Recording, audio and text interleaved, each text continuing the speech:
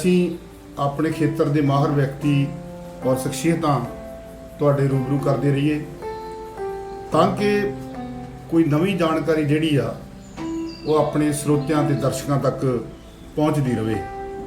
ਸੋ ਸਾਹਿਤ ਦੇ ਖੇਤਰ ਦੀਆਂ, ਸੱਭਿਆਚਾਰਕ ਖੇਤਰ ਦੀਆਂ ਹੋਰ ਸਾਰੀਆਂ ਸਰਗਰਮੀਆਂ ਜਿਹੜੀਆਂ ਵਾ ਉਹ ਇਹਨਾਂ ਸ਼ਖਸੀਅਤਾਂ ਦੇ ਥਰੂ ਅਸੀਂ ਆਪਣੇ ਸਰੋਤਿਆਂ ਦੇ ਜਿਹੜਾ ਵਾ ਉਹ ਰੂਬਰੂ ਕਰਦੇ ਰਹਾਂਗੇ। ਔਰ ਅੱਜ ਬੜੀ ਮਾਣ ਵਾਲੀ ਗੱਲ ਹੈ ਕਿ ਸਾਡੇ ਵਿੱਚ ਪੰਜਾਬੀ ਦੇ ਬਹੁਤ ਹੀ ਪ੍ਰਸਿੱਧ ਚਿੰਤਕ ਕਵੀ ਡਾਕਟਰ ਰਾਮ ਮੂਰਤੀ ਸਾਡੇ ਵਿੱਚ ਨੇ। ਔਰ ਡਾਕਟਰ ਰਾਮ ਮੂਰਤੀ ਪੰਜਾਬੀ ਸਾਹਿਤ ਖੇਤਰ ਵਿੱਚ ਕਿਸੇ ਜਾਣ ਪਛਾਣ ਦੇ ਮੁਤਾਜ ਨਹੀਂ। ਗੁਰੂ ਨਾਨਕ ਦੇਵ ਯੂਨੀਵਰਸਿਟੀ ਤੋਂ ਡਾਕਟਰੇਟ ਦੀ ਡਿਗਰੀ ਪ੍ਰਾਪਤ ਕੀਤੀ, ਅਧਿਆਪਨ ਦਾ ਕਾਰਜ ਕੀਤਾ ਔਰ ਕਰ ਰਹੇ ਨੇ। ਔਰ ਨਾਲ ਦੀ ਨਾਲ ਸਾਹਿਤ ਦੀ ਬਹੁਤ ਸੇਵਾ ਕਰ ਰਹੇ ਨੇ। 16 ਕਿਤਾਬਾਂ ਇਹਨਾਂ ਨੇ ਪੰਜਾਬੀ ਸਾਹਿਤ ਦੀ ਝੋਲੀ ਵਿੱਚ ਪਾਈਆਂ ਨੇ, ਜਿਨ੍ਹਾਂ ਵਿੱਚ ਆਲੋਚਨਾ ਔਰ ਕਵਿਤਾ ਜਿਹੜੀ ਆ ਉਹ ਸਾਹਮਣੇ ਆਉਂਦੀ ਆ। ਇਹਦੇ ਨਾਲ ਦੀ ਨਾਲ ਡਾਕਟਰ ਰਾਮ ਮੂਰਤੀ ਮੁੱਖ ਸੰਪਾਦਕ ਨੇ ਅਲਖ ਪੰਜਾਬੀ ਮੈਗਜ਼ੀਨ ਦੇ ਔਰ ਰਣਜੀਤ ਦੇ ਸੰਪਾਦਕ ਨੇ। ਇਹਨਾਂ ਦਾ ਹਮੇਸ਼ਾ ਇਹ ਉਪਰਾਲਾ ਹੀ ਰਹਿੰਦਾ ਕਿ ਸਾਹਿਤ ਖੇਤਰ ਦੇ ਵਿੱਚ ਜਿੰਨੀਆਂ ਵੀ ਸਰਗਰਮੀਆਂ ਹੋ ਰਹੀਆਂ, ਔਰ ਅਸੀਂ ਡਾਕਟਰ ਰਾਮ ਮੂਰਤੀ ਦੀਆਂ ਸਰਗਰਮੀਆਂ ਜਿਹੜੀਆਂ ਹਮੇਸ਼ਾ ਹੀ ਉਹਨਾਂ ਨੂੰ ਦੇਖਦੇ ਔਰ ਪੜ੍ਹਦੇ ਸੁਣਦੇ ਰਹਿੰਦੇ ਆ। ਅਕਸਰ ਹੀ ਅਖਬਾਰਾਂ ਮੈਗਜ਼ੀਨਾਂ ਦੇ ਵਿੱਚ ਇਹਨਾਂ ਦੀ ਹਾਜ਼ਰੀ ਜਿਹੜੀ ਆ ਉਹ ਲੱਗਦੀ ਆ। ਔਰ ਡਾਕਟਰ ਰਾਮ ਮੂਰਤੀ ਜੀ ਨਾਲ ਅਸੀਂ ਸਾਹਿਤਕ ਗੱਲਾਂ ਕਰਾਂਗੇ, ਖੁੱਲੀਆਂ ਗੱਲਾਂ ਕਰਾਂਗੇ, ਸਾਹਿਤ ਦੇ ਬਾਰੇ 'ਚ ਗੱਲ ਕਰਾਂਗੇ। ਅੱਜ ਦੇ ਸਾਹਿਤਕ ਜਿਹੜੇ ਨਵੇਂ ਰੁਝਾਨ ਪੈਦਾ ਹੋ ਰਹੇ ਨੇ ਉਹਨਾਂ ਦੀ ਗੱਲ ਕਰਾਂਗੇ। ਪਹਿਲਾਂ ਤਾਂ ਸਭ ਤੋਂ ਪਹਿਲਾਂ ਡਾਕਟਰ ਰਾਮ ਮੂਰਤੀ ਜੀ, ਤੁਸੀਂ ਸਾਡੇ ਔਨ ਸਕਾਈ ਰੇਡੀਓ ਦੇ ਵਿੱਚ ਉਚੇਚੇ ਤੌਰ ਤੇ ਪਹੁੰਚੇ ਹੋ ਔਰ ਮੈਂ ਤੁਹਾਡਾ ਬਹੁਤ ਬਹੁਤ ਧੰਨਵਾਦ ਕਰਦਾ, ਸ਼ੁਕਰੀਆ ਕਰਦਾ ਕਿ ਤੁਸੀਂ ਇਹ ਸਾਹਿਤ ਦੀ ਜਿਹੜੀ ਸਾਂਝ ਆ ਉਹਨੂੰ ਹੋਰ ਪਕੇਰੀ ਕਰਨ ਦੇ ਲਈ ਇਹ ਸਾਡੇ ਸਟੂਡੀਓ ਦੇ ਵਿੱਚ ਆਏ ਹੋ। ਜੀ ਸ਼ੁਕਰੀਆ ਡਾਕਟਰ ਸਰਦੂਲ ਸਿੰਘ ਔਜਲਾ ਜੀ। ਔਨ ਸਕਾਈ ਰੇਡੀਓ ਦੇ ਸਾਰੇ ਹੀ ਦਰਸ਼ਕਾਂ ਨੂੰ ਔਰ ਸਰੋਤਿਆਂ ਨੂੰ ਬਹੁਤ ਬਹੁਤ ਸਤਿ ਸ਼੍ਰੀ ਅਕਾਲ। ਤੇ ਜਦੋਂ ਅਸੀਂ ਸਾਹਿਤ ਦੀ ਗੱਲ ਕਰਦੇ ਹਾਂ ਤੇ ਸਾਹਿਤ ਕਿਉਂਕਿ ਲੋਕਾਂ ਲਈ ਲਿਖਿਆ ਜਾਂਦਾ, ਸਾਹਿਤ ਲੋਕਾਂ ਦੇ ਵਿੱਚੋਂ ਪੈਦਾ ਹੁੰਦਾ, ਸਮਾਜ ਚੋਂ ਪੈਦਾ ਹੁੰਦਾ। ਸੋ ਮੈਂ ਬੜੀਆਂ ਸਧਾਰਨ ਗੱਲਾਂ ਤੋਂ ਗੱਲ ਸ਼ੁਰੂ ਕਰਕੇ ਆਪਣੀ ਕਿ ਡਾਕਟਰ ਰਾਮ ਮੂਰਤੀ ਵਾਸਤੇ ਸਾਹਿਤ ਜਿਹੜਾ ਵਾ ਉਹ ਕੀ ਆ, ਕਿਉਂਕਿ ਆਮ ਤੌਰ ਤੇ ਅਸੀਂ ਡੈਫੀਨੇਸ਼ਨ ਪੜ੍ਹਦੇ ਹਾਂ ਕਿ ਸਾਹਿਤ ਕਲਿਆਣਕਾਰੀ ਹੋਣਾ ਚਾਹੀਦਾ, ਸਾਹਿਤ ਸਮਾਜ ਵਾਸਤੇ ਹੋਣਾ ਚਾਹੀਦਾ। ਡਾਕਟਰ ਰਾਮ ਮੂਰਤੀ ਕਿਵੇਂ ਮਹਿਸੂਸ ਕਰਦੇ ਆ ਕਿ ਸਾਹਿਤ ਕੀ ਹੁੰਦਾ ਵਾ ਔਰ ਕਿਵੇਂ ਜਿਹੜਾ ਸਮਾਜ ਦੇ ਵਿੱਚੋਂ ਆਪਣੀ ਜਿਹੜੀ ਉਹ ਜਿਹੜੀ ਸੇਧ ਲੈਂਦਾ ਜਾਂ ਸਮਾਜ ਨੂੰ ਸੇਧ ਦਿੰਦਾ ਵਾ। ਡਾਕਟਰ ਰਾਮ ਮੂਰਤੀ ਵਾਸਤੇ ਸਾਹਿਤ ਦੀ ਡੈਫੀਨੇਸ਼ਨ ਕੀ ਹੈ? ਜੀ ਇਹ ਬਹੁਤ ਚੰਗਾ ਸਵਾਲ ਤੁਸੀਂ ਕੀਤਾ ਡਾਕਟਰ ਔਜਲਾ ਸਾਹਿਬ। ਡੈਫੀਨੇਸ਼ਨ ਕੀ ਹੈ? ਜੀ ਇਹ ਬਹੁਤ ਚੰਗਾ ਸਵਾਲ ਤੁਸੀਂ ਕੀਤਾ ਡਾਕਟਰ ਔਜਲਾ ਸਾਹਿਬ। ਇਹ ਅੱਜ ਤੱਕ ਚਿੰਤਕਾਂ ਦੀ ਸੋਚ ਦਾ ਵਿਸ਼ਾ ਬਣਿਆ ਹੋਇਆ ਬਈ ਸਾਹਿਤ ਦੀ ਕੀ ਪਰਿਭਾਸ਼ਾ ਆ। ਸਾਹਿਤ ਨੂੰ ਪਰਿਭਾਸ਼ਿਤ ਕਰਨ ਵਾਸਤੇ ਗ੍ਰੰਥਾਂ ਦੇ ਗ੍ਰੰਥ ਲਿਖੇ ਗਏ ਆ ਤੇ ਫਿਰ ਵੀ ਮੈਂ ਸਮਝਦਾ ਵੀ ਹਾਲੇ ਵੀ ਸਾਹਿਤ ਕੀ ਆ ਇਹ ਅਣਪਰਿਭਾਸ਼ਿਤ ਹੀ ਪਿਆ ਵਰਤਾਰਾ, ਕਿਉਂਕਿ ਵੱਖ-ਵੱਖ ਚਿੰਤਕਾਂ ਦੇ ਅਨੁਸਾਰ ਉਹਨਾਂ ਦੇ ਸਾਹਿਤ ਪ੍ਰਤੀ ਆਪੋ ਆਪਣਾ ਨਜ਼ਰੀਆ ਆ, ਆਪੋ ਆਪਣੇ ਵਿਚਾਰ ਆ। ਤੇ ਜੋ ਮੈਂ ਆਪਣੀ ਨਿੱਕੀ ਜਿਹੀ ਸਮਝ ਤੋਂ ਦੇਖਦਾ ਆ ਸਾਹਿਤ ਨੂੰ, ਤੇ ਮੈਂ ਇਹ ਸਮਝਦਾ ਕਿ ਲੋਕ ਹਿੱਤ ਵਿੱਚ, ਸਰਵ ਹਿੱਤ ਦੇ ਵਿੱਚ ਲਿਖੀ ਗਈ ਕੋਈ ਵੀ ਲਿਖਤ ਜਿਹੜੀ ਆ ਉਹ ਸਾਹਿਤ ਅਖਵਾਉਂਦੀ ਆ, ਜਿਹੜੀ ਸਮਾਜ ਨੂੰ ਸੇਧ ਵੀ ਦਿੰਦੀ ਆ ਤੇ ਸਮਾਜ ਤੋਂ ਸੇਧ ਲੈਂਦੀ ਵੀ ਆ। ਤੋਂ ਇਦਾਂ ਸਾਹਿਤ ਤੇ ਸਮਾਜ ਦਾ ਜਿਹੜਾ ਰਿਸ਼ਤਾ ਆ ਉਹ ਦਵੰਦਾਤਮਕ ਆ। ਇਹ ਦੋਵੇਂ ਜਿਹੜੇ ਕਨਸੈਪਟ ਨੇ ਉਹ ਇੱਕ ਦੂਜੇ ਤੋਂ ਪ੍ਰਭਾਵਿਤ ਹੁੰਦੇ ਆ, ਇੱਕ ਦੂਜੇ ਨੂੰ ਪ੍ਰਭਾਵਿਤ ਕਰਦੇ ਆ। ਤੋਂ ਇਸ ਕਰਕੇ ਸਰਬੱਤ ਦੇ ਭਲੇ ਲਈ ਲਿਖੀ ਕੋਈ ਵੀ ਰਚਨਾ ਜਿਹੜੀ ਆ ਉਹਨੂੰ ਮੈਂ ਸਾਹਿਤ ਗਿਣਦਾ ਆ। ਤੇ ਲੋਕ ਜਿਹੜੇ ਆ ਉਹ ਉਹਦੇ ਤੋਂ ਪ੍ਰੇਰਣਾ ਵੀ ਲੈਂਦੇ ਆ ਤੇ ਸਾਡੇ ਕੋਲ ਉਦਾਹਰਨਾਂ ਵੀ ਆ ਬਈ ਸਾਹਿਤ ਨੇ ਆਉਣ ਵਾਲੀਆਂ ਸਮਾਜਿਕ ਤਬਦੀਲੀਆਂ ਦੇ ਵਿੱਚ, ਆਉਣ ਵਾਲੀਆਂ ਸਮਾਜਿਕ ਕ੍ਰਾਂਤੀਆਂ ਦੇ ਵਿੱਚ ਆਪਣੀ ਬਹੁਤ ਵੱਡੀ ਜਿਹੜੀ ਭੂਮਿਕਾ ਨਿਭਾਈ ਆ। ਜੇ ਆਪਾਂ ਗੁਰਬਾਣੀ ਦੀ ਗੱਲ ਕਰ ਲਈਏ, ਆਪਾਂ ਸੂਫੀ ਸਾਹਿਤ ਦੀ ਗੱਲ ਕਰ ਲਈਏ, ਗੁਰਮਤਿ ਸਾਹਿਤ ਨੇ ਸਾਡੇ ਜਨ ਜੀਵਨ ਦੇ ਵਿੱਚ ਜਿਹੜੀ ਗੁਣਾਤਮਕ ਤਬਦੀਲੀ ਲੈ ਕੇ ਆਉਂਦੀ ਆ, ਸੂਫੀ ਸਾਹਿਤ ਨੇ ਜਿਹੜੀ ਕ੍ਰਾਂਤੀਕਾਰੀ ਤਬਦੀਲੀ ਸਾਡੇ ਜੀਵਨ ਦੇ ਵਿੱਚ ਲੈ ਕੇ ਆਉਂਦੀ ਆ, ਉਹ ਸਾਡੇ ਸਾਰਿਆਂ ਦੇ ਸਾਹਮਣੇ ਆ। ਤੋਂ ਤੁਹਾਡੇ ਵਾਸਤੇ ਸਾਹਿਤ ਜਿਹੜਾ ਵਾ ਉਹ ਲੋਕਾਂ ਚੋਂ ਪੈਦਾ ਹੋਇਆ ਔਰ ਲੋਕਾਂ ਵਾਸਤੇ, ਔਰ ਸਾਹਿਤ ਨੇ ਜੇ ਦੁਨੀਆ ਦੇ ਵਿੱਚ ਬਹੁਤ ਵੱਡੀਆਂ ਤਬਦੀਲੀਆਂ ਆਈਆਂ ਤੋਂ ਸਾਹਿਤ ਨੇ ਪੈਦਾ ਕੀਤੀਆਂ। ਜਿਵੇਂ ਉਹ ਇੱਕ ਅੰਗਰੇਜ਼ ਰਾਈਟਰ ਕਹਿੰਦਾ ਵੀ ਆ ਵੀ ਜੇ ਵੀ ਤੁਸੀਂ ਕਿਸੇ ਦੇਸ਼ ਦੇ ਮੈਨੂੰ ਗੀਤ ਸੁਣਾ ਦਿਓ ਤੇ ਮੈਂ ਨੌਜਵਾਨਾਂ ਦਾ ਭਵਿੱਖ ਦੱਸ ਸਕਦਾ। ਬਿਲਕੁਲ। ਇਹਦਾ ਮਤਲਬ ਜਿਹੜਾ ਸਾਹਿਤ ਆ ਉਹਨੇ ਆਉਣ ਵਾਲੀਆਂ ਨਸਲਾਂ ਦਾ ਭਵਿੱਖ ਵੀ ਨਿਰਧਾਰਿਤ ਕਰਨਾ। ਬਿਲਕੁਲ, ਕੋਈ ਸ਼ੱਕ ਤਾਂ ਕਈ ਵਾਰੀ ਸਾਹਿਤ ਦੇ ਵਿੱਚ ਕੁਝ ਇਦਾਂ ਦੇ ਜਿਹੜੇ ਤੱਤ ਆ, ਜਿਹੜੇ ਗੈਰ ਸਾਹਿਤਕ ਤੱਤ ਆ, ਉਹ ਆ ਜਾਂਦੇ ਆ। ਕਈ ਵਾਰੀ ਅਸੀਂ ਉਹਨੂੰ ਸਾਹਿਤ ਮਿੱਥਦੇ ਨਹੀਂ। ਜੀ ਜੀ। ਤੇ ਮੈਨੂੰ ਜਾਪਦਾ ਵੀ ਤੁਸੀਂ ਸਾਨੂੰ ਇਹ ਥੋੜਾ ਜਿਹੀ ਕਲੈਰਿਟੀ ਕਰ ਦਿਓ, ਥੋੜੀ ਸਪਸ਼ਟ ਹੋ ਜਾਏ ਗੱਲ ਜੀ ਕਿ ਸਾਹਿਤ ਤੇ ਗੈਰ ਸਾਹਿਤ 'ਚ ਕੀ ਫਰਕ ਆ। ਵੀ ਇਹ ਬਹੁਤ ਅੱਛਾ ਸਵਾਲ ਤੁਸੀਂ ਪੁੱਛਿਆ ਜੀ। ਇਹ ਅੱਜ ਸਮੱਸਿਆ ਬਣੀ ਹੋਈ ਆ ਵੀ ਅਸੀਂ ਲਕੀਰ ਕਿੱਥੇ ਖਿੱਚਣੀ ਹੈ, ਵੀ ਸਾਹਿਤ ਕੀ ਆ ਔਰ ਗੈਰ ਸਾਹਿਤ ਕੀ ਆ। ਜਦੋਂ ਆਪਾਂ ਜਿਹੜੇ ਸਾਡੇ ਪੱਛਮੀ ਚਿੰਤਕ ਨੇ, ਜਿਹੜੇ ਪੋਸਟ ਸਟਰਕਚਰਲਿਜ਼ਮ ਦੇ ਜਿਹੜੇ ਚਿੰਤਕ ਆ ਸਾਡੇ, ਮਿਸ਼ੈਲ ਫੂਕੋ ਆ ਤੇ ਆਪਣੇ ਡੈਰੀਦਾ ਆ, ਹਾਂਜੀ, ਤੇ ਇਸੇ ਤਰ੍ਹਾਂ ਹੋਰ ਨੇ, ਉਹਨਾਂ ਨੇ ਨਾ ਇਹਨੂੰ ਜਿਹੜਾ ਬਿਰਤਾਂਤ ਸਿਧਾਂਤ ਉਹਨਾਂ ਨੇ ਦਿੱਤਾ, ਪੋਸਟ ਸਟਰਕਚਰਲਿਜ਼ਮ ਦੇ ਜਿਹੜੇ ਚਿੰਤਕ ਨੇ, ਉਹਨਾਂ ਨੇ ਜਿਹੜਾ ਅਣ ਸਾਹਿਤ ਆ ਉਹਨੂੰ 0 ਡਿਗਰੀ ਦਾ ਸਾਹਿਤ ਕਿਹਾ ਹੈ। 0 ਡਿਗਰੀ ਬਈ ਉਹਦੀ ਸਾਮਿਕ ਸਮੇਂ ਦੇ ਵਿੱਚ ਤਾਂ ਥੋੜੀ ਬਹੁਤੀ ਕਈ ਵਾਰੀ ਪੁੱਛ ਪ੍ਰਤੀਤ ਹੁੰਦੀ ਆ, ਲੇਕਿਨ ਉਹ ਲੰਮੇ ਸਮੇਂ ਦੇ ਵਿੱਚ ਜਿਉਂਦਾ ਨਹੀਂ ਰਹਿੰਦਾ। ਜਿਹੜੀ ਸਾਡੀ ਪਪੂਲਰ ਗਾਇਕੀ ਆ, ਹਾਂਜੀ, ਉਹ ਜਦੋਂ ਨਵੀਂ ਆਉਂਦੀ ਆ ਉਦੋਂ ਉਹਦਾ ਵੱਜ ਤੇ ਬਹੁਤ ਵੱਜਦਾ ਆ, ਹਾਂਜੀ, ਤੇ ਉਹ ਆਪਣੇ ਆਪ ਨੂੰ ਹਿੱਟ ਵੀ ਅਖਵਾਉਂਦੀ ਆ, ਲੇਕਿਨ ਉਹ ਸਰਵਕਾਲਿਕ ਨਹੀਂ ਹੁੰਦੀ। ਤਾਂ ਇਸ ਕਰਕੇ ਸਾਹਿਤ ਤੇ ਅਣ ਸਾਹਿਤ ਦੇ ਵਿੱਚ ਜੇ ਆਪਾਂ ਲਕੀਰ ਖਿੱਚਣੀ ਆ, ਜਿਹੜਾ ਸਾਹਿਤ ਆ ਉਹ ਸਮਿਆਂ ਤੋਂ ਪਾਰ ਜਾਣ ਦੀ ਸਮਰੱਥਾ ਰੱਖਦਾ ਹੈ। ਬਿਲਕੁਲ ਜੀ, ਬਿਲਕੁਲ, ਹਾਂਜੀ। ਤੇ ਜਿਹੜਾ ਅਣ ਸਾਹਿਤ ਆ ਉਹ ਆਪਣੇ ਸਮੇਂ 'ਚ ਉਹਦੀ ਥੋੜੀ ਬਹੁਤੀ ਪੁੱਛ ਪ੍ਰਤੀਤ ਹੁੰਦੀ ਆ, ਲੇਕਿਨ ਲੰਬੇ ਸਮੇਂ ਦੇ ਵਿੱਚ ਉਹ ਜਿਉਂਦਾ ਰਹਿੰਦਾ ਨਹੀਂ। ਤੋਂ ਇਸ ਕਰਕੇ ਹੁਣ ਸਵਾਲ ਅੱਗੋਂ ਇਹ ਵੀ ਨਿਕਲ ਆਉਂਦਾ ਵੀ ਸਮਿਆਂ ਤੋਂ ਪਾਰ ਕਿਹੜਾ ਸਾਹਿਤ ਜਾਂਦਾ, ਹਾਂਜੀ। ਜਿਹੜਾ ਸਾਹਿਤ ਮਨੁੱਖ ਦੇ ਮੂਲ ਸਰੋਕਾਰਾਂ ਦੀ ਗੱਲ ਕਰਦਾ ਆ, ਜਿਹੜੇ ਸਾਡੇ ਮੂਲ ਸਵਾਲ ਨੇ, ਸਾਡੀਆਂ ਜਿਹੜੀਆਂ ਬੇਸਿਕ ਇਨਸਟਿੰਕਟਸ ਨੇ, ਸਾਡੀ ਜ਼ਿੰਦਗੀ ਨਾਲ ਜੁੜੇ ਹੋਏ ਆਦਿ ਜੁਗਾਦੀ ਮਸਲੇ ਨੇ ਜਿਹੜੇ, ਠੀਕ ਹੈ, ਉਹ ਸਾਹਿਤ ਨੇ, ਠੀਕ ਹੈ ਜੀ। ਤੇ ਉਹ ਸਮਿਆਂ ਤੋਂ ਪਾਰ ਦਾ ਸਾਹਿਤ ਆ, ਠੀਕ ਹੈ। ਗੁਰਬਾਣੀ ਦੇ ਵਿੱਚ ਬਹੁਤ ਸਾਰੇ ਐਸੇ ਮਸਲੇ ਆ, ਗੱਲੀਆਂ ਸੀ ਚੰਗੀਆਂ, ਆਚਾਰੀ ਬੁਰੀਆਂ, ਮਨੋਂ ਕਸੁੱਧਾਂ ਕਾਲੀਆਂ, ਬਾਹਰ ਚਕਵੀਆਂ, ਹਾਂਜੀ, ਜੋ ਤੋ ਪ੍ਰੇਮ ਖੇਲਣ ਕਾ ਚਾਓ, ਸਿਰ ਧਰ ਤਲੀ ਗਲੀ ਮੋਰੀਆ। ਹੁਣ ਇਹ ਤੇ ਸਮਿਆਂ ਤੋਂ ਪਾਰ ਦਾ ਸਾਹਿਤ, ਹਾਂਜੀ। ਇਸ ਸਾਹਿਤ ਨੇ ਕਦੇ ਵੀ ਅਪ੍ਰਸੰਗਿਕ ਨਹੀਂ ਹੋਣਾ, ਸਗੋਂ ਸਮੇਂ ਦੇ ਨਾਲ ਇਹਦੀ ਪ੍ਰਸੰਗਿਕਤਾ ਹੋਰ ਵਧਦੀ ਜਾਣੀ, ਠੀਕ ਹੈ। ਤਾਂ ਇਸ ਕਰਕੇ ਇੱਥੇ ਮੈਂ ਸਮਝਦਾ ਵੀ ਸਾਹਿਤ ਤੇ ਅਣ ਸਾਹਿਤ ਦੇ ਵਿਚਕਾਰ ਲਕੀਰ ਖਿੱਚੀ ਜਾ ਸਕਦੀ। ਦੂਸਰਾ ਬਈ ਇੱਕ ਜਿਹੜੀ ਸਟੇਟਮੈਂਟ ਪੱਧਰ ਤੇ ਗੱਲ ਕਹੀ ਗਈ ਆ, ਜਿਹਨੂੰ ਆਪਾਂ ਚਿੰਤਨ ਦੀ ਭਾਸ਼ਾ ਦੇ ਵਿੱਚ ਉਕਤੀ ਤੇ ਵਕਰੋਕਤੀ ਕਹਿੰਦੇ ਆ, ਬਿਲਕੁਲ, ਹਾਂਜੀ। ਉਕਤੀ ਜਦੋਂ ਵਕਰੋਕਤੀ ਬਣਦੀ ਆ, ਉਹ ਸਾਹਿਤ ਦੇ ਵਿੱਚ ਕਨਵਰਟ ਹੋ ਜਾਂਦੀ ਆ। ਮਿਸਾਲ ਵਜੋਂ ਤੁਸੀਂ ਕਿਹਾ ਵੀ ਆਪਾਂ ਬਹੁਤ ਹਲਕੀਆਂ ਫੁਲਕੀਆਂ ਗੱਲਾਂ ਕਰਦੇ ਆ, ਹਨਾ, ਆਮ ਸਰੋਤਿਆਂ ਦੇ ਵੀ ਸਮਝ ਆ ਸਕਣ। ਮੈਂ ਇੱਕ ਮਿਸਾਲ ਦਊਂਗਾ ਬਈ ਮੇਰਾ ਵੀਰ ਬਹੁਤ ਬਹਾਦਰ ਆ, ਇੱਕ ਭੈਣ ਕਹਿੰਦੀ ਆ, ਇਹ ਹੈਗੀ ਆ ਉਕਤੀ ਆ, ਹਾਂਜੀ, ਵੀ ਮੇਰਾ ਵੀਰ ਬਹੁਤ ਬਹਾਦਰ ਹੈ। ਇਹ ਲੋਕ ਸਾਹਿਤ ਵਿੱਚ ਜਾ ਕੇ ਵਕਰੋਕਤੀ ਕਦੋਂ ਬਣਦੀ ਆ? ਜਦੋਂ ਭੈਣ ਕਹਿੰਦੀ ਆ, ਜਿੱਥੇ ਵੱਜਦੀ ਬੱਦਲ ਵਾਂਗ ਗੱਜਦੀ ਕਾਲੀ ਡਾਂਗ ਮੇਰੇ ਵੀਰ ਦੀ, ਉਹਦੀ ਬਹਾਦਰੀ ਸਾਹਮਣੇ ਆ ਗਈ, ਉਹਦੀ ਬਹਾਦਰੀ ਸਾਹਮਣੇ, ਠੀਕ ਹੈ। ਉਹ ਉਕਤੀ ਵਕਰੋਕਤੀ ਵਿੱਚ ਵੱਟ ਕੇ ਮਨੋਰੰਜਕ ਵੀ ਹੋ ਜਾਂਦੀ ਆ, ਤੇ ਉਹ ਸਾਹਿਤ ਦਾ ਜਾਮਾ ਵੀ ਪਹਿਨ ਲੈਂਦੀ। ਮੇਰਾ ਵੀਰ ਧਨੀਏ ਦਾ ਬੂਟਾ ਆਉਂਦੇ ਜਾਂਦੇ ਲੈਣ ਵਾਸ਼ਨਾ। ਹੁਣ ਇਹ ਕਹਿਣ ਦੀ ਲੋੜ ਹੀ ਨਹੀਂ, ਮੇਰਾ ਵੀਰ ਸੋਹਣਾ ਬਹੁਤ ਆ, ਗੁਣਕਾਰੀ ਬਹੁਤ ਆ, ਲੋਕਾਂ ਉਹਦੀ ਖੂਬਸੂਰਤੀ ਸਾਹਿਤ ਬਿਆਨ ਕਰ ਜੀ ਜੀ। ਸੋ ਇਹ ਵਧੀਆ ਗੱਲ ਆ ਕਿ ਜਿਹੜਾ ਸਾਹਿਤ ਆ ਉਹਨੇ ਲੋਕਾਂ ਦੀ ਜ਼ਿੰਦਗੀ ਨੂੰ ਜਿਹੜਾ ਨਾ ਇੱਕ ਸੇਧ ਵੀ ਦੇਣੀ ਹੁੰਦੀ ਆ, ਉਹਨਾਂ ਦਾ ਮਨੋਰੰਜਨ ਵੀ ਕਰਨਾ ਹੁੰਦਾ, ਔਰ ਪੀੜ੍ਹੀਆਂ ਤੱਕ ਜਿੰਦਾ ਵੀ ਰਹਿਣਾ ਹੁੰਦਾ। ਮੈਂ ਅੱਜ ਵੀ ਡਾਕਟਰ ਰਾਮਮੂਰਤੀ, ਤੁਸੀਂ ਸਾਥ ਨਾਲ ਜੁੜੇ ਹੋਏ ਹੋ, 1964 ਦੇ ਵਿੱਚ ਮੜੀ ਦਾ ਦੀਵਾ ਛਪਿਆ ਤੇ ਮੜੀ ਦਾ ਦੀਵਾ ਅੱਜ ਵੀ ਪੜ੍ਹਿਆ ਜਾ ਰਿਹਾ, ਨਾਨਕ ਸਿੰਘ ਅੱਜ ਪੜ੍ਹਿਆ ਜਾ ਰਿਹਾ। ਜੇ ਦੇਸ਼ ਵੰਡ ਤੇ ਬਹੁਤ ਸਾਰੇ ਸਾਹਿਤ ਬੜਾ ਪੈਦਾ ਹੋਇਆ, ਜਿਹੜੀਆਂ ਕਵਿਤਾਵਾਂ ਪੈਦਾ ਹੋਈਆਂ, ਪਰ ਤੂਤਾਂ ਵਾਲਾ ਖੂਹ ਅੱਜ ਵੀ ਪੜ੍ਹਿਆ ਜਾ ਰਿਹਾ। ਤੂਤਾਂ ਵਾਲਾ ਖੂਹ ਦੀ ਅੱਜ ਵੀ ਰੈਲੇਵੈਂਸ ਉਨੀ ਆ ਜਿੰਨੀ ਹੋ ਸਕਦਾ ਸੋਹਣ ਸਿੰਘ ਸੀਤਲ ਦੇ ਸਮੇਂ ਤੇ ਹੋਵੇ। ਸੋ ਬੜੇ ਨਾਵਲ ਆ ਜਿਹੜੇ ਇਦਾਂ ਦੀਆਂ, ਜਿਹੜਾ ਸਾਹਿਤ ਆ, ਜਿਹੜਾ ਉਹ ਅਮਰ ਸਾਹਿਤ ਜਿਹਨੂੰ ਆਪਾਂ ਕਹਿ ਸਕਦੇ ਆ, ਕਿੱਥੋਂ ਤੱਕ ਉਹਦੀ ਪਦਵੀ ਜਿਹੜੀ ਉਹ ਤੁਰੀ ਜਾ ਰਹੀ ਆ। ਸੋ ਇੱਕ ਜਦੋਂ ਸਾਡਾ ਜਿਹੜਾ ਵਿਸ਼ਾ ਸੀ, ਹੁਣ ਹੌਲੀ ਹੌਲੀ ਉਹ ਕਲੀਅਰ ਹੋ ਰਿਹਾ, ਕਿਉਂਕਿ ਅਸੀਂ ਭਾਵੇਂ ਉਹਦਾ ਨਾਂ ਨਹੀਂ ਲਿਆ, ਪਰ ਸਾਡੇ ਸਾਹਮਣੇ ਸਾਹਿਤ ਸਮਾਜ ਦਾ ਦਰਪਣ ਹੁੰਦਾ। ਤੇ ਅੱਜ ਵੀ ਹੀਰ ਵਾਰਿਸ ਪੜ੍ਹਦੇ ਆ, ਕਹਿੰਦੇ ਆ ਵੀ ਜਦੋਂ ਕਿਸੇ ਥਾਂ ਦਾ ਸਾਹਿਤ ਪੜ੍ਹਨਾ ਹੋਵੇ ਤੇ ਤੁਸੀਂ ਉਹਦੀਆਂ ਕਿਤਾਬਾਂ ਪੜ੍ਹ ਕੇ, ਤੇ ਜੇ ਅੰਗਰੇਜ਼ਾਂ ਨੇ ਅੱਜ ਇੰਨਾ ਕੰਮ ਕੀਤਾ ਸਾਡੇ ਵਾਸਤੇ, ਤੇ ਉਹਨਾਂ ਦੀ ਇੱਕ ਲੋੜ ਸੀ, ਉਹਨਾਂ ਨੇ ਸਾਡੇ ਵਾਸਤੇ ਡਿਕਸ਼ਨਰੀਆਂ ਬਣਾਤੀਆਂ, ਸਾਡੀ ਗ੍ਰਾਮਰ ਬਣਾਤੀ, ਸਾਡੇ ਵਾਸਤੇ ਸਾਰਾ ਕੁਝ ਹੀ ਬਣਾਤਾ।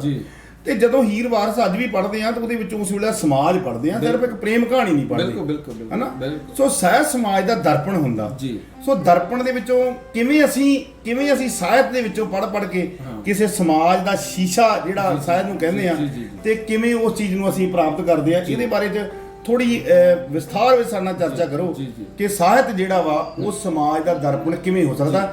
ਇੱਕ ਗੱਲ ਮੈਂ ਵੈਸੇ ਇੱਕ ਕੁਐਸਚਨ ਪਹਿਲਾਂ ਹੀ ਲਾ ਦਿਆਂ ਕਿ ਦਰਪਣ ਵੀ ਇੱਕ ਸਾਈਡ ਦਿਖਾਉਂਦਾ।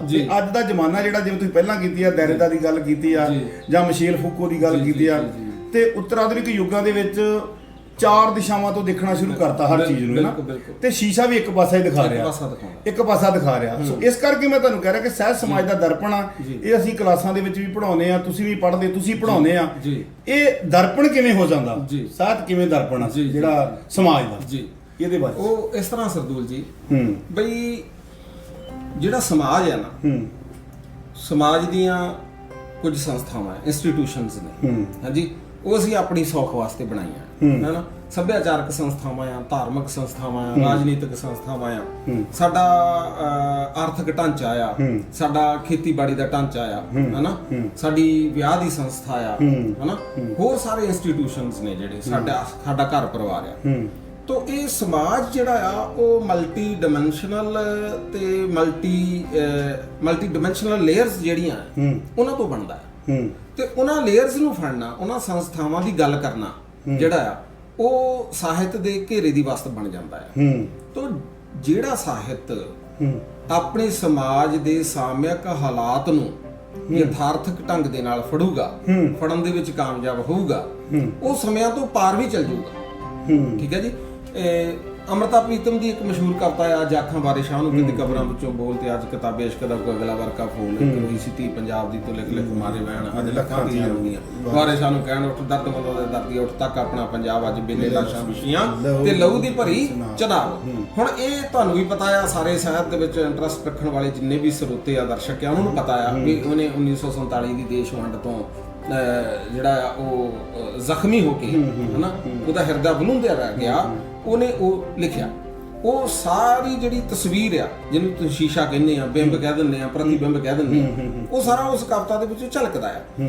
ਲੇਕਿਨ ਇਹ ਕਵਿਤਾ ਜਦੋਂ ਪੰਜਾਬ ਦੇ ਵਿੱਚ ਅੱਤਵਾਦ ਦੀ ਸਮੱਸਿਆ ਆਉਂਦੀ ਆ ਉਦੋਂ ਵੀ ਉੱਭਰ ਕੇ ਸਾਹਮਣੇ ਆਉਂਦੀ ਆ। ਠੀਕ ਹੈ ਜੀ। ਜਦੋਂ ਵੀ ਕੋਈ ਸੰਕਟ ਪੰਜਾਬ ਤੇ ਆਊਗਾ, ਇਹ ਕਵਿਤਾ ਆਪਣੀ ਪ੍ਰਸੰਗਿਕਤਾ ਲੈ ਕੇ ਫਿਰ ਹਾਜ਼ਰ ਹੋ ਜਾਊਗੀ। ਠੀਕ ਹੈ। ਤੋ ਇਸ ਕਰਕੇ ਸਾਹਿਤ ਸਮਾਜ ਦਾ ਸ਼ੀਸ਼ਾ ਆ ਕਿ ਸਾਹਿਤ ਨੇ ਉਹ ਚੀਜ਼ਾਂ ਫੜਨੀਆਂ ਆ ਜਿਹੜੀਆਂ ਕਈ ਵਾਰੀ ਆਮ ਲੋਕਾਂ ਦੀ ਨਜ਼ਰ ਵਿੱਚ ਵੀ ਨਹੀਂ ਆਉਂਦੀਆਂ, ਜਿਹਨੂੰ ਆਪਾਂ ਅਜਨਬੀਕਰਨ ਕਹਿ ਦਿੰਦੇ ਹਾਂ, ਹਨਾ, ਅਜਨਬੀਕਰਨ ਕਹਿ ਦਿੰਦੇ ਹਾਂ। ਤੇ ਹੁਣ ਅਜਨਬੀਕਰਨ ਕੀ ਆ, ਜਿਹੜੇ ਸਾਡੇ ਸਧਾਰਨ ਪਾਠਕ ਨੇ ਜਾਂ ਦਰਸ਼ਕ ਨੇ, ਉਹਨਾਂ ਨੂੰ ਦੱਸਣਾ ਵੀ ਆਪਣਾ ਫਰਜ਼ ਬਣਦਾ। ਤੇ ਮੈਂ ਜਲੰਧਰ ਜਾਂਦਾ ਹੁੰਦਾ ਸੀਗਾ ਤੇ ਇੱਕ ਕੈਪੀਟਲ ਆਉਂਦੀ ਸੀ ਦੁਕਾਨ, ਉਹਨਾਂ ਨੇ ਕੇ ਪੁੱਠੀ ਪਾਈ ਸੀ, ਹਾਂਜੀ, ਐਂਬੂਲੈਂਸ ਦੇ ਅੱਖਰ ਪੁੱਠੇ ਪਾਏ ਹੁੰਦੇ ਆ, ਹਾਂਜੀ, ਧਿਆਨ ਖਿੱਚਣ ਨੂੰ ਲੋਕਾਂ ਦਾ। ਤੋ ਅਜਨਬੀਕ੍ਰਿਤ ਜਿਹੜੀ ਲਿਖਤ ਆ ਉਹ ਸਮਾਜ ਦੇ ਯਥਾਰਥ ਨੂੰ ਕਈ ਵਾਰੀ ਵਧਾ ਚੜਾ ਕੇ ਹੋਰ ਕਰੂਰ ਬਣਾ ਕੇ ਪੇਸ਼ ਕਰਦੀ ਹੈ ਤਾਂ ਕਿ ਲੋਕਾਂ ਦਾ ਧਿਆਨ ਉਹਦੇ ਵੱਲ ਖਿੱਚਿਆ ਜਾਵੇ, ਜਿਹਨੂੰ ਹਾਈਪਰ ਰਿਐਲਿਟੀ ਪੱਛਮੀ ਚਿੰਤਕ ਜਿਹੜੇ ਜੀ ਕਹਿੰਦੇ। ਹਾਂਜੀ। ਤੋ ਇਸ ਕਰਕੇ ਮੇਰੀ ਇੱਕ ਕਹਾਣੀ ਫੇਸਬੁੱਕ ਤੇ ਮੈਂ ਪਾਈ ਤੇ ਮੈਨੂੰ ਇੱਕ ਪਾਠਕ ਦਾ ਕਮੈਂਟ ਆਇਆ, ਕਹਿੰਦਾ ਵੀ ਇੰਨੀ ਬੁਰੀ ਹਾਲਤ ਤਾਂ ਹੈ ਨਹੀਂ ਸਮਾਜ ਦੀ ਜਿੰਨੀ ਤੁਸੀਂ ਕਹੀ ਜਾਂਦੇ।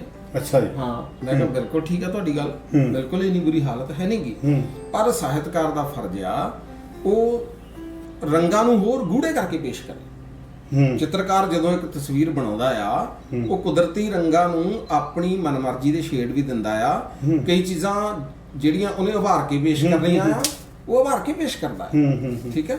ਨਾਟਕ ਦੇ ਵਿੱਚ ਜਦੋਂ ਗੁੱਸਾ ਦਰਸਾਉਣਾ ਆ, ਉਦੋਂ ਰੈੱਡ ਰੋਸ਼ਨੀ ਆ, ਬਿਲਕੁਲ ਜੀ, ਬਿਲਕੁਲ ਸਾਜ਼ ਦੀ ਆਵਾਜ਼ ਬਿਲਕੁਲ ਬਦਲ ਜਾਂਦਾ ਜੀ ਸਾਰਾ ਕੁਝ। ਤੋਂ ਇਸ ਕਰਕੇ ਮੈਂ ਸਮਝਦਾ ਵੀ ਸਮਾਜਿਕ ਰਿਐਲਿਟੀ ਨੂੰ ਪੇਸ਼ ਕਰਨਾ ਹੀ ਜਿਹੜਾ ਉਹ ਸਾਹਿਤ ਦਾ ਜਿਹੜਾ ਉਹ ਪਰਮ ਕਰਤੱਵ ਬਣ ਜਾਂਦਾ ਆ। ਤੇ ਇਹਨਾਂ ਅਰਥਾਂ ਵਿੱਚ ਹੀ ਅਸੀਂ ਸਾਹਿਤ ਨੂੰ ਸਮਾਜ ਦਾ ਸ਼ੀਸ਼ਾ ਵੀ ਕਹਿੰਦੇ ਆ, ਦਰਪਣ ਵੀ ਕਹਿੰਦੇ ਆ, ਬਿੰਬ ਵੀ ਕਹਿੰਦੇ ਆ। ਇਹ ਜਿਹੜਾ ਡਾਕਟਰ ਰਾਮਮੂਰਤੀ ਇੱਕ ਰਾਈਟਰ ਵੀ ਨੇ ਜੀ, ਔਰ ਨਾਲ ਦੀ ਨਾਲ ਹੁਣ ਮੈਨੂੰ ਇਹ ਵੀ ਗੱਲ ਦਾ ਪਤਾ ਵੀ ਸੰਪਾਦਕ ਵੀ ਨੇ ਜੀ। ਸੋ ਜਦੋਂ ਇੱਕ ਪਾਸੇ ਅਕੈਡੈਮਿਕ ਤੁਹਾਡਾ ਜਿਹੜਾ ਉਹ ਦਾਇਰਾ ਵੀ ਹੈ, ਤੁਸੀਂ ਬਹੁਤ ਸਾਰੇ ਇੰਸਟੀਚਿਊਟ ਨੂੰ ਸਾਂਭਦੇ ਵੀ ਹੋ, ਔਰ ਉਹਦੇ ਨਾਲ ਦੀ ਨਾਲ ਤੁਸੀਂ ਖੁਦ ਵੀ ਜਿਹੜੀਆਂ ਉੱਚ ਅਕਾਦਮਿਕ ਜਿਹੜੀਆਂ ਕਲਾਸਾਂ ਨੇ ਉਹਨਾਂ ਨੂੰ ਪੜ੍ਹਾ ਵੀ ਰਹੇ ਹੋ ਜੀ। ਮੈਨੂੰ ਇੱਥੇ ਆਣ ਕੇ ਲੱਗਦਾ ਵੀ ਤੁਸੀਂ ਆਪਣੀਆਂ ਜ਼ਿੰਮੇਵਾਰੀਆਂ ਜਿਹੜੀਆਂ ਉਹ ਬਹੁਤ ਜ਼ਿਆਦੀਆਂ ਨੇ, ਸੰਪਾਦਕ ਦੀ ਜ਼ਿੰਮੇਵਾਰੀ ਬਹੁਤ ਵੱਡੀ ਹੁੰਦੀ ਹੈ। ਜੀ ਜੀ। ਸੋ ਇਹਨਾਂ ਜ਼ਿੰਮੇਵਾਰੀਆਂ ਨੂੰ, ਇਹ ਸਾਹਿਤਕ ਜ਼ਿੰਮੇਵਾਰੀ ਇੱਕ ਬਣਦੀ, ਸੰਪਾਦਕ ਦੀ ਬਹੁਤ ਵੱਡੀ ਸਾਹਿਤਕ ਜ਼ਿੰਮੇਵਾਰੀ ਹੁੰਦੀ ਆ। ਬਿਲਕੁਲ। ਤੁਸੀਂ ਇਹਨਾਂ 'ਚ ਕਿਵੇਂ ਜਿਹੜਾ ਸੰਤੁਲਨ ਉਹ ਬਿਠਾ ਬੈਠਦੇ ਹੋ, ਕਿਉਂਕਿ ਰਾਤ ਦਿਨ ਲਿਖਣਾ ਔਰ ਲਿਖੇ ਹੋਏ ਨੂੰ ਘੋਖਣਾ ਪੜਤਾਲਣਾ, ਉਹ ਸਾਹਿਤ ਹੈ ਜਾਂ ਨਹੀਂ ਹੈ, ਉਹਨੂੰ ਛਾਪਣ ਤੋਂ ਪਹਿਲਾਂ ਸਾਰਾ ਕੁਝ ਸੋਚਣਾ, ਉਹਦੇ ਵਿੱਚ ਕਿਵੇਂ ਸੰਤੁਲਨ ਕਿੱਦਾਂ ਬੈਠਦਾ।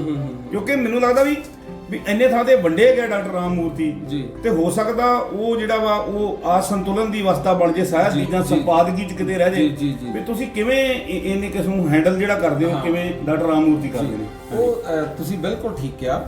ਇਹ ਕਈ ਵਾਰੀ ਹੋ ਜਾਂਦਾ, ਇਹਨੂੰ ਸੰਤੁਲਨ ਨੂੰ ਕਾਇਮ ਕਰਨਾ ਜਿਹੜਾ ਨਾ ਉਹ ਬੜਾ ਔਖਾ ਆ। ਮੈਂ ਤੁਹਾਨੂੰ ਦੱਸਦਾ ਬਈ ਇੱਕ ਤੇ ਘਰ ਦਾ ਕੰਮ ਛੱਡਣਾ ਪੈਂਦਾ, ਹਾਂਜੀ। ਦੂਸਰਾ, ਮੈਂ ਘਰਦਿਆਂ ਨੂੰ ਇਹ ਪੱਕਾ ਹੀ ਕਿਹਾ ਆ ਵੀ ਰਾਤ ਨੂੰ 8 ਵਜੇ ਤੋਂ ਪਹਿਲਾਂ ਮੈਨੂੰ ਫੋਨ ਨਹੀਂ ਕਰਨਾ ਵੀ ਤੁਸੀਂ ਕਿੱਥੇ ਹੋ, ਠੀਕ ਹੈ।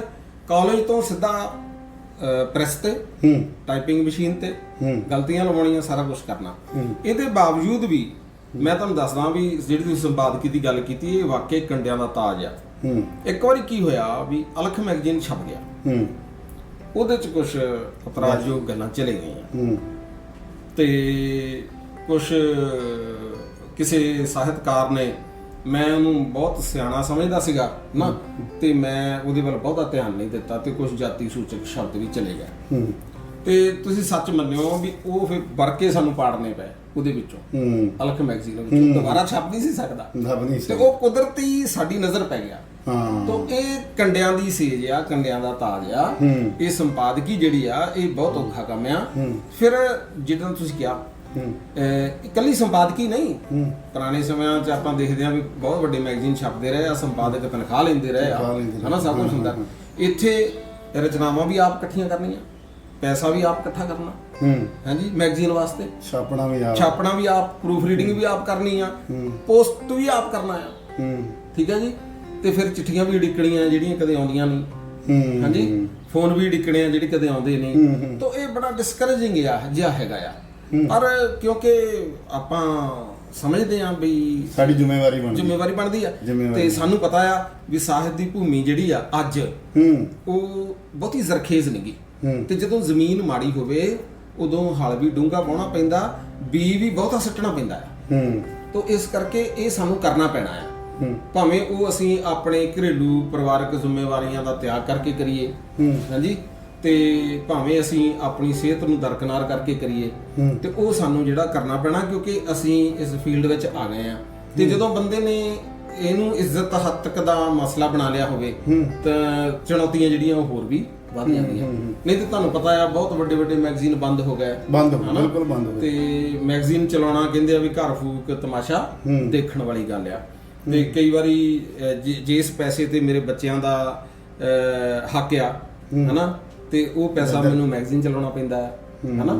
ਤੇ ਉਹ ਇਸ ਕਰਕੇ ਜੌਬ ਤਾਂ ਬੜੀ ਔਖੀ ਆ, ਪਰ ਕਿਉਂਕਿ ਹੁਣ ਆਪਾਂ ਹੱਥ ਪਾ ਲਿਆ ਆ, ਹਨਾ, ਤੇ ਇਸ ਕਰਕੇ ਤੁਰੇ ਜਾਂਦੇ। ਸਾਹਿਤ ਦੀ ਜਿਹੜੀ ਇਹੀ ਗੱਲ ਆ ਗਈ ਫਿਰ ਨਾਲ ਵੀ ਸਾਹਿਤ ਦੀ ਭੂਮਿਕਾ ਜਿਹੜੀ ਆ ਨਾ ਉਹ ਵਾਕਿਆ ਸਾਨੂੰ ਅੱਜ ਦੇ ਯੁੱਗ 'ਚ ਜੀ, ਜਿਵੇਂ ਤੁਸੀਂ ਗੈਰ ਸਾਹਿਤ ਤੇ ਸਾਹਿਤ ਤੱਕ ਕੀਤਾ ਵਾ, ਥੋੜਾ ਨਖੇੜਾ ਵੀ ਕਰਕੇ ਸਾਨੂੰ ਦੱਸਿਆ ਵਾ, ਪਰ ਅਸੀਂ ਜਦੋਂ ਹੁਣ ਸਾਡੀ ਕਵਿਤਾ ਵੀ ਦੇਖਦੇ ਆ ਨਾ ਜੀ, ਕਈ ਵਾਰੀ ਜਦੋਂ ਅਸੀਂ ਬਸ ਵੱਡੇ ਲੈਵਲ ਤੇ ਜਾਂ ਉਹ ਜਿਹੜੀਆਂ MA ਦੀਆਂ ਕਲਾਸਾਂ ਨੂੰ ਤੁਸੀਂ ਵੀ ਪੜ੍ਹਾਉਂਦੇ, ਅਸੀਂ ਪੜ੍ਹਾਉਂਦੇ ਆ, ਅਸੀਂ ਦੇਖਦੇ ਹਾਂ ਵੀ ਕਈ ਵਾਰੀ ਕਵਿਤਾਵਾਂ ਇਦਾਂ ਦੀਆਂ ਸਾਹਮਣੇ ਆਉਂਦੀਆਂ ਵਾ, ਸਾਹਿਤ ਇਦਾਂ ਦਾ ਪੈਦਾ ਹੋ ਰਿਹਾ ਵਾ ਕਿ ਜਿਹੜਾ ਸਟੂਡੈਂਟ ਆ, ਜਦੋਂ ਅਸੀਂ ਉਹਨੂੰ ਕਹਿੰਦੇ ਵੀ ਤੈਨੂੰ ਸਮਝ ਆ ਗਈ ਆ, ਉਹ ਕਹਿੰਦਾ ਜੀ ਮੈਨੂੰ ਨਹੀਂ ਸਮਝ ਆਈ।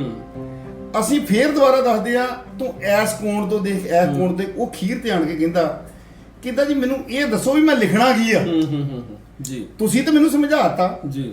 ਮੈਨੂੰ ਲੱਗਦਾ ਵੀ ਉੱਥੇ ਆਣ ਕੇ ਵੀ ਕਿਤੇ ਨਾ ਸਾਹਿਤ ਦੀ ਭੂਮਿਕਾ ਜਿਹੜੀ ਆ ਉਹ ਕੁਐਸਚਨ ਮਾਰਕ ਲੱਗ ਜਾਂਦਾ ਵੀ ਕਿਸੇ ਵੇਲੇ ਅਸੀਂ ਕਿਸੇ ਬੰਦੇ ਨੂੰ ਦੇਖ ਕੇ ਅਸੀਂ ਕਹਿੰਦੇ ਬੜਾ ਵੱਡਾ ਸਾਹਿਤਕਾਰ ਆ, ਤੇ ਜਦੋਂ ਅਸੀਂ ਕਵਿਤਾ ਸਮਝਣ ਦੀ ਗੱਲ ਕਰਦੇ ਆ ਤਾਂ ਹੁਣ ਕਵਿਤਾ ਜਿਹੜੀ ਜਦੋਂ ਲੋਕਾਂ ਦੀ ਆਵਾਜ਼ ਨਹੀਂ, ਅਸੀਂ ਅਸਲ 'ਚ ਧਰਾਵਾਂ ਨੇ ਸਾਹਿਤ ਬਹੁਤ ਪੈਦਾ ਕੀਤਾ ਜੀ, ਲੋਕ ਧਰਾਵਾਂ ਨੇ ਸਾਹਿਤ ਬਹੁਤ ਪੈਦਾ ਕੀਤਾ। ਅਸੀਂ ਜਦੋਂ ਸ਼ੁਰੂ ਕਰਦੇ ਹਾਂ ਰਾਸਵਾਦੀ, ਰੋਮਾਂਟਿਕ, ਪ੍ਰਗਤੀਵਾਦੀ, ਜੁਝਾਰਵਾਦੀ, ਉਹਨਾਂ ਧਰਾਵਾਂ ਨੇ ਸਾਹਿਤ ਬਹੁਤ ਪੈਦਾ ਕੀਤਾ। ਹੁਣ ਇੱਕ ਇਦਾਂ ਦਾ ਯੁੱਗ ਆ ਗਿਆ ਜਦੋਂ ਬੰਦਾ ਆਪਣੇ ਆਪ ਨਾਲ ਲੜੀ ਜਾ ਰਿਹਾ, ਯੁੱਧ ਅੰਦਰ ਚੱਲ ਰਿਹਾ। ਹੁਣ ਅੰਦਰਲਾ ਯੁੱਧ ਜਿਹੜਾ ਮੇਰੇ ਚੱਲ ਰਿਹਾ ਵਾ, ਉਹ ਮੈਂ ਕਿਸੇ ਲੈਵਲ ਤੇ ਲੜ ਰਿਹਾ ਤੇ ਸਮਝਣ ਵਾਲਾ ਕਿਸੇ ਲੈਵਲ ਤੇ ਸਮਝ ਰਿਹਾ। ਮੈਨੂੰ ਲੱਗਦਾ ਵੀ ਜਦੋਂ ਸਾਹਿਤ ਜਿਹੜਾ ਵਾ ਉਹ ਇਸ ਲੈਵਲ ਤੇ ਪਹੁੰਚਦਾ ਵਾ ਤਾਂ ਉੱਥੇ ਕਿਤੇ ਪਾਠਕ ਤੋਂ ਦੂਰ ਤੇ ਨਹੀਂ ਹੁੰਦਾ ਜਾ ਰਿਹਾ। ਕਈ ਵਾਰੀ ਆਪਾਂ ਕਵਿਤਾ ਤੇ ਬਹਿਸ ਵੀ ਕਰਦੇ ਆ, ਆਪਾਂ ਕਹਿੰਦੇ ਵੀ ਆਹ ਕਵਿਤਾ ਤਾਂ ਮੈਨੂੰ ਸਮਝ ਨਹੀਂ ਆਈ ਵੀ ਇਹ ਕੀ ਲਿਖਿਆ ਗਿਆ, ਕਿਉਂਕਿ ਉਹਦੇ ਵਿੱਚ ਲੋਕ ਜਿਹੜੀ ਆਵਾਜ਼ ਆ ਉਹ ਕੋਈ ਨਜ਼ਰ ਨਹੀਂ ਆ ਰਹੀ। ਬੰਦੇ ਦਾ ਅੰਦਰਲਾ ਟੁੱਟ ਰਿਹਾ, ਬੰਦਾ ਆਪਣੇ ਆਪ ਨਾਲ ਲੜ ਰਿਹਾ। ਹੁਣ ਆਪਣੇ ਆਪ ਦੇ ਲੜਨ ਦੇ ਕਈ ਕੋਣ ਆ, ਹਰ ਪੱਧਰ ਤੇ ਬੰਦਾ ਲੜ ਰਿਹਾ। ਉਹਦਾ ਕਿਸੇ ਦਾ ਪੱਧਰ ਕਿਸੇ ਤਰ੍ਹਾਂ ਦਾ ਵਾ, ਕਿਸੇ ਦਾ ਪੱਧਰ ਕਿਸੇ ਤਰ੍ਹਾਂ ਦਾ, ਪਾਠਕ ਦਾ ਪੱਧਰ ਕਿਸੇ ਤਰ੍ਹਾਂ ਦਾ। ਤੇ ਜਦੋਂ ਉੱਥੇ ਸਾਹਿਤ ਨੂੰ ਸਮਝਣਾ ਵਾ, ਉੱਥੇ ਫਿਰ ਸਾਹਿਤ ਨੂੰ ਕਿਵੇਂ ਸਮਝਿਆ ਜਾਵੇ, ਅਸੀਂ ਉਹ ਤੋਂ ਕਿੱਥੇ ਸਮਾਜ ਨੂੰ ਦੇਖੀਏ, ਇਹੋ ਜਿਹੇ ਸਾਹਿਤ ਚੋਂ ਸਮਾਜ ਨੂੰ ਕਿੱਥੇ ਦੇਖੀਏ, ਇਹਦੇ ਬਾਰੇ ਥੋੜੀ ਕਲੈਰਿਟੀ ਕਰੋ ਜੀ। ਇਸ ਤਰ੍ਹਾਂ ਡਾਕਟਰ ਸਾਹਿਬ ਵੀ ਤੁਸੀਂ ਜਿਹੜੀ ਪੋਸਟ ਗ੍ਰੈਜੂਏਸ਼ਨ ਦੀ ਗੱਲ ਕੀਤੀ ਹੈ, ਆਪਾਂ ਲਿਟਰੇਚਰ ਪੜ੍ਹਾਉਂਦੇ ਆ, ਕਈ ਵਾਰੀ ਤਾਂ ਆਪਣੇ ਆਪ ਨੂੰ ਸ਼ਾਬਾਸ਼ ਦੇਣ ਨੂੰ ਜੀ ਕਰਦਾ ਕਿ ਅਸੀਂ ਕਿਹਨਾਂ ਨੂੰ ਪੜ੍ਹਾ ਰਹੇ ਹਾਂ। ਮੈਂ ਤੁਹਾਨੂੰ ਇੱਕ ਘਟਨਾ ਦੱਸਦਾ, ਇਹ ਤਾਂ ਤੁਸੀਂ ਗੱਲਾਂ ਬਹੁਤ ਪਰੇ ਦੀਆਂ ਕੀਤੀਆਂ ਨਾ, ਉੱਚੀਆਂ ਆ, ਇਹ ਤਾਂ ਹਾਲੇ ਉੱਥੇ ਪਹੁੰਚਣ ਨੂੰ ਸਾਨੂੰ ਸਮਾਂ ਲੱਗੂਗਾ। ਮੈਂ ਸਿਲੇਬਸ ਲਿਖਾ ਰਿਹਾ ਤੇ ਮੈਂ 10 ਕੁੜੀਆਂ ਬੈਠੀਆਂ ਆ, 10 ਇੱਧਰ ਮੁੰਡੇ ਬੈਠੇ ਆ, ਤੇ ਮੈਂ ਵਿੱਚ ਤੁਰਿਆ ਫਿਰਦਾ ਆ। ਮੈਂ ਲਿਖਾਉਣਾ ਸਾਰ ਓਬਲੀਕ ਵਿਸ਼ਾ, ਤੇ ਮੈਂ ਦੇਖਦਾ 10 ਚੋਂ 8 ਕੁੜੀਆਂ ਨੇ ਓਬਲੀਕ ਨੂੰ, ਊੜੇ ਨੂੰ ਔਂਕੜ, ਬੱਬਾ, ਲੱਲੇ ਨੂੰ ਬਿਹਾਰੀ, ਕੱਕਾ ਲਿਖ ਦਿੱਤਾ। ਹਾਂਜੀ, ਤੇ ਅਸੀਂ ਤਾਂ ਹਾਲੇ ਇੱਥੇ ਬੈਠੇ ਆ, ਹਾਲੇ ਤਾਂ ਸਾਨੂੰ ਇਹ ਓਬਲੀਕ ਹੀ ਸਮਝਾਉਣੀ ਪੈਣੀ, ਓਬਲੀਕ ਦੱਸਣਾ ਪੈਣਾ ਆ। ਸਹੀ ਗੱਲ, ਸਹੀ ਗੱਲ। ਇਸ ਕਰਕੇ ਹਾਲੇ ਸਾਡੀ એનર્ਜੀ ਜਿਹੜੀ ਆ ਉਹ ਇੱਥੇ ਲੱਗਣੀ ਹੈ। ਤੇ ਇਹ ਤੁਸੀਂ ਤਾਂ ਬਹੁਤ ਪਰੇ ਦੀਆਂ ਗੱਲਾਂ ਕਰਦੇ ਹੋ, ਇਹ ਹਾਲੇ ਪਤਾ ਨਹੀਂ ਯੁੱਗ ਆਉਣਾ ਕਿ ਨਹੀਂ ਆਉਣਾ, ਤੇ ਮੈਂ ਤੇ ਇਹਦੇ ਬਾਰੇ ਥੋੜਾ ਜਿਹਾ ਨਿਰਾਸ਼ ਵੀ ਆ। ਹਾਂਜੀ, ਕਿਉਂਕਿ ਸਟੂਡੈਂਟ ਸਾਨੂੰ ਨਹੀਂ ਮਿਲ ਰਹੇ, ਹਾਂ, ਅਸੀਂ ਉਸ ਪਾਸੇ ਵੀ ਨਿਰਾਸ਼ ਹੋ ਰਹੇ ਹਾਂ। ਕਿਉਂਕਿ ਜਿਹੜੀਆਂ ਵੱਡੀਆਂ ਕਲਾਸਾਂ ਅੱਜ ਵੀ ਇੱਕ ਵੱਡਾ ਮਸਲਾ ਬਣ ਗਿਆ ਵੀ ਕਿਸ ਦਿਨ ਇੱਕ ਵੱਖਰੇ ਮਸਲੇ ਦੇ ਤੌਰ ਤੇ ਵੀ ਅੱਜ ਵਿੱਦਿਆ ਦਾ ਜਿਹੜਾ ਸਾਡਾ ਕਿੱਧਰ ਨੂੰ ਜਾ ਰਿਹਾ, ਜਿਹੜਾ ਟ੍ਰੈਂਡ ਕਿੱਦਾਂ ਦੇ ਜਾ ਰਿਹਾ, ਇਹ ਵੀ ਇੱਕ ਮਸਲੇ ਦੇ ਤੌਰ ਤੇ ਅਸੀਂ ਆਪਣੇ ਇੱਥੇ ਗੱਲਬਾਤ ਕਰਾਂਗੇ। ਤੇ ਇਹ ਵੀ ਇੱਕ ਵੱਡਾ ਮਸਲਾ, ਸਾਨੂੰ ਐਮਏ ਦੇ ਲਈ ਸਟੂਡੈਂਟ ਹੀ ਨਹੀਂ ਉਪਲਬਧ ਹੋ ਰਹੇ। ਅਸੀਂ ਕਿਹਨਾਂ ਨੂੰ ਸਮਝਾਵਾਂਗੇ, ਕਿਹਨਾਂ ਨੂੰ ਪੜ੍ਹਾਵਾਂਗੇ, ਕਵਿਤਾ ਕਿਹਨੂੰ ਪੜ੍ਹਾਵਾਂਗੇ, ਲਹਿਰਾਂ ਕਿਹਨੂੰ ਸਮਝਾਵਾਂਗੇ, ਸਾਹਿਤ ਕਿਹਨੂੰ ਸਮਝਾਵਾਂਗੇ। ਸੋ ਤੁਸੀਂ ਥੋੜਾ ਜਿਹਾ ਇਹਦੇ ਬਾਰੇ ਥੋੜਾ ਜਿਹਾ ਗੱਲਬਾਤ ਕਰੋ ਜੀ। ਦੇਖੋ ਇਸ ਤਰ੍ਹਾਂ ਹੈ ਜੀ, ਹੁਣ ਸਾਨੂੰ ਇਹਦੇ ਵਾਸਤੇ ਨਾ ਹੋਰ ਢੰਗ ਤਰੀਕੇ ਅਪਣਾਉਣੇ ਪੈਣਗੇ। ਹੁਣ ਤੇ ਸਾਡੇ ਬੱਚੇ 10+2 ਕਰਕੇ ਆਇਲਟਸ ਕਰਦੇ ਆ ਤੇ ਕੈਨੇਡਾ ਚਲ ਜਾਂਦੇ ਆ। ਹੁਣ ਮੈਂ ਸੋਚਦਾ ਵੀ ਸਾਡਾ ਜਿਹੜਾ ਸੂਫੀ ਸਾਹਿਤ ਆ, ਗੁਰਬਾਣੀ ਵਾਲਾ ਸਾਹਿਤ ਆ, ਉਹ ਕੌਣ ਪੜੂਗਾ? ਬੱਚੇ ਤਾਂ 10+2 ਕਰਕੇ ਬਾਹਰ ਚਲੇ ਗਏ, ਲਿਟਰੇਚਰ ਕਿਹਨੇ ਪੜ੍ਹਨਾ? ਸਮੱਸਿਆ ਆ ਗਈ। ਹੁਣ ਇਹਦੇ ਵਾਸਤੇ ਅਸੀਂ ਜਿਹੜੇ ਤੁਹਾਡੇ ਵਰਗੇ ਲੋਕ, ਅਸੀਂ ਸਾਰੇ ਆਪਾਂ ਫੀਲਡ ਦੇ ਵਿੱਚ ਵਿਚਰਦੇ ਆ, ਇਹਦੇ ਵਾਸਤੇ ਸਾਨੂੰ ਹੋਰ ਢੰਗ ਤਰੀਕੇ ਅਪਣਾਉਣੇ ਪੈਣਗੇ।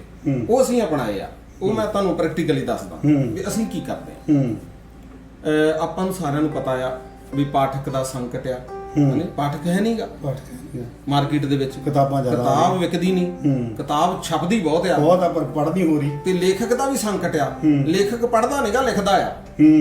ਹਾਂਜੀ, ਲੇਖਕ ਖੁਦ ਨਹੀਂ ਪੜ੍ਹਦਾ, ਉਹ ਲਿਖਣ 'ਚ ਯਕੀਨ ਰੱਖਦਾ, ਪੜ੍ਹਨ 'ਚ ਰੱਖਦਾ। ਆਮ ਤੌਰ ਤੇ ਅਸੀਂ ਸਹਿਜ ਸੁਭਾਵਾਂ 'ਚ ਇਹ ਮਸਲਾ ਦੇਖਦੇ ਆ ਕਿ ਲੋਕੀ ਕਹਿਣ 'ਚ ਯਕੀਨ ਰੱਖਦੇ ਨੇ, ਸੁਣਨ 'ਚ ਯਕੀਨ ਨਹੀਂ ਰੱਖਦੇ। ਸੁਣਨ 'ਚ ਯਕੀਨ ਆਪਣੀ ਕਵਿਤਾ ਕਹਿ ਕੇ ਬਾਹਰ ਨਿਕਲ ਜਾਂਦੇ। ਬਿਲਕੁਲ ਇਦਾਂ ਹੀ ਆਪਣਾ ਪਰਚਾ ਪੜ੍ਹ ਕੇ ਬਾਹਰ ਨਿਕਲ ਜਾਂਦੇ, ਦੂਜੇ ਦਾ ਸੁਣਨਾ ਨਹੀਂ। ਹਾਂਜੀ, ਤੇ ਇੱਕ ਵਿਦਵਾਨ ਦਾ ਸੰਕਟ ਮੈਂ ਤੁਹਾਨੂੰ ਦੱਸਦਾ। ਅਸੀਂ ਇਕੱਠੇ ਹੋਣਾ ਜਿੱਥੇ, ਤੇ ਉਹਨੇ ਕਹਿਣਾ ਵੀ ਪਹਿਲਾਂ ਤੂੰ ਪੜ੍ਹ ਲਾ, ਮੈਂ ਤੇਰਾ ਸੁਣਨਾ ਨਹੀਂ, ਮੈਂ ਬਾਹਰ ਖੜਨਾ ਹੈ। ਤੇ ਜੇ ਮੈਂ ਤੇਰਾ ਸੁਣ ਲਿਆ ਤੇ ਮੇਰੇ ਤੋਂ ਪੜਿਆ ਨਹੀਂ ਜਾਣਾ। ਕੀ ਬਾਤ ਹੈ। ਤੇ ਅਸੀਂ ਇੱਥੇ ਖੜੇ ਆ। ਤੇ ਹੁਣ ਆਪਾਂ ਤੁਹਾਡੇ ਵਿਸ਼ੇ ਵੱਲ ਆਈਏ। ਜਿਹੜੀ ਗੱਲ ਆ, ਅਸੀਂ ਨਾ ਇਹਦੇ ਹੋਰ ਢੰਗ ਤਰੀਕੇ ਲੱਭੇ ਆ, ਕੁਝ NRI ਸੱਜਣਾ ਦੀ ਸਹਾਇਤਾ ਦੇ ਨਾਲ। ਅਸੀਂ ਕੀ ਕਰਦੇ ਆ, ਅਸੀਂ ਸਾਲ ਪਿੱਛੋਂ ਨਕੋਦਰ ਦੇ ਜਿਹੜੇ 3 ਬਲਾਕ ਨੇ ਸਕੂਲਾਂ ਦੇ ਤੇ ਕਾਲਜਾਂ ਦੇ, ਉਹਨਾਂ ਦਾ ਅਸੀਂ ਨਾ ਇੱਕ ਗਰੁੱਪ ਬਣਾਇਆ ਆ।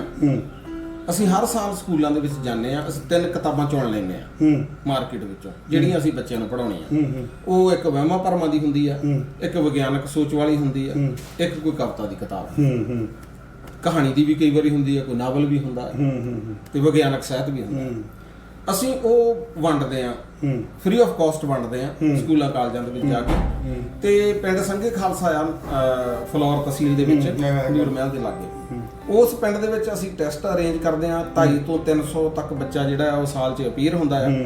ਉੱਥੇ ਅਸੀਂ ਕੁਇਜ਼ ਕੰਪੀਟੀਸ਼ਨ ਕਰਵਾਉਂਦੇ ਆ ਉਸ ਉਹਨਾਂ 3 ਕਿਤਾਬਾਂ ਦੇ ਵਿੱਚ। ਤੇ ਪਹਿਲਾ ਇਨਾਮ 8000 ਰੁਪਇਆ ਦਿੰਦੇ ਆ, ਦੂਜਾ 6000 ਦਿੰਦੇ ਆ, ਤੀਜਾ 4000 ਦਿੰਦੇ ਆ, ਤੇ ਅੱਗੋਂ 10 ਹੋਰ ਕੱਢ ਲੈਣੇ ਆ 1000 ਵਾਲੇ, ਵੀ ਬੱਚੇ ਜੁੜ ਸਕਣ ਕਿਸੇ ਤਰ੍ਹਾਂ। ਸਾਹਿਤ ਨਾਲ ਜੁੜਨ ਬੱਚੇ।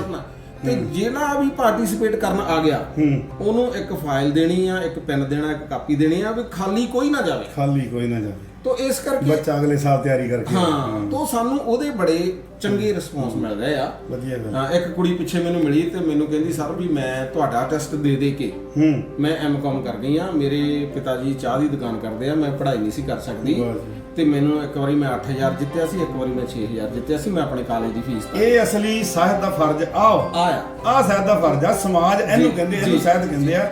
ਸੋ ਡਾਕਟਰ ਰਾਮਮੂਰਤੀ ਜੀ ਵੀ ਤੁਸੀਂ ਇੱਕ ਸਾਹਿਤਕਾਰ ਹੋ ਔਰ ਤੁਸੀਂ ਲਿਖਦੇ ਹੋ, ਮੈਨੂੰ ਇਹ ਵੀ ਪਤਾ ਵੀ ਤੁਸੀਂ ਸੋਹਣਾ ਗਾ ਵੀ ਲੈਂਦੇ ਹੋ ਤੇ ਇੱਕ ਰਚਨਾ ਜਿਹੜੀ ਆ ਜਾਂਦੇ ਜਾਂਦੇ ਸਾਡੇ ਸਰੋਤਿਆਂ ਔਰ ਦਰਸ਼ਕਾਂ ਦੇ ਨਾਲ ਔਨ ਸਕਾਈ ਰੇਡੀਓ ਔਰ ਟੀਵੀ ਪਰਿਵਾਰ ਜਿਹੜਾ ਉਹਨਾਂ ਨਾਲ ਸਾਂਝੀ ਕਰਕੇ ਜਾਓ। ਬੜੇ ਦਰਸ਼ਕ ਸਾਡੇ ਨਾਲ ਜੁੜੇ ਹੋਏ ਨੇ, ਸੋ ਤੁਹਾਡੀ ਆਵਾਜ਼ ਦੇ ਵਿੱਚ ਇੱਕรਚਨਾ ਜਿਹੜੀ ਆ ਉਹ ਆਪਣੀ ਕੋ ਸਾਂਝੀ ਕਰੋ ਜੀ। ਮੈਂ ਪਰਿਆਵਰਣ ਲਈ ਵੀ ਥੋੜਾ ਬਹੁਤਾ ਕੰਮ ਕਰਦਾ ਜੀ। ਹਾਂ ਬਿਲਕੁਲ ਜੀ। ਤੇ ਮੈਂ ਵਾਤਾਵਰਣ ਤੇ ਰੁੱਖਾਂ ਬਾਰੇ ਹਾਂਜੀ। ਜ਼ਿੰਦਗੀ ਜਾਵੇ ਦੌੜ ਮੌਤੇ ਉਥੇ ਡੇਰਾ ਮਲਦੀ ਏ, ਰੁੱਖ ਦੀ ਜੜ ਤੇ ਜਿੱਥੇ ਵੀ ਕੁਲਹਾੜੀ ਚੱਲਦੀ ਏ। ਕੀ ਬਾਤ ਹੈ, ਕੀ ਬਾਤ ਹੈ। ਜ਼ਿੰਦਗੀ ਜਾਵੇ ਦੌੜ ਮੌਤੇ ਉਥੇ ਡੇਰਾ ਮਲਦੀ ਏ, ਰੁੱਖ ਦੀ ਜੜ ਤੇ ਜਿੱਥੇ ਵੀ ਕੁਲਹਾੜੀ ਚੱਲਦੀ ਏ। ਜਿਹੜਾ ਆਪਣੇ ਘਰ ਵਿੱਚ ਨਹੀਂ ਕੋਈ ਰੁੱਖ ਲਗਾਊਗਾ, ਰਹਿਣਾ ਬਹੁਤੀ ਦੇਰ ਨਹੀਂ ਉਹ ਉਜੜ ਜਾਊਗਾ।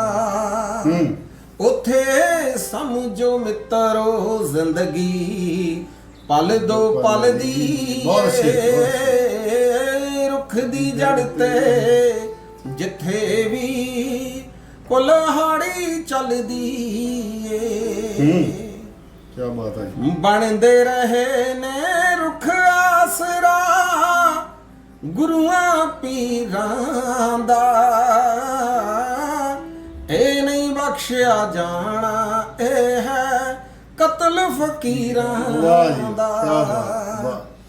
ਬਣਦੇ ਰਹੇ ਨੇ ਰੁੱਖ ਆਸਰਾ ਗੁਰੂਆਂ ਪੀਰਾਂ ਦਾ, ਇਹ ਨਹੀਂ ਬਖਸ਼ਿਆ ਜਾਣਾ, ਇਹ ਹੈ ਕਤਲ ਫਕੀਰਾਂ ਦਾ।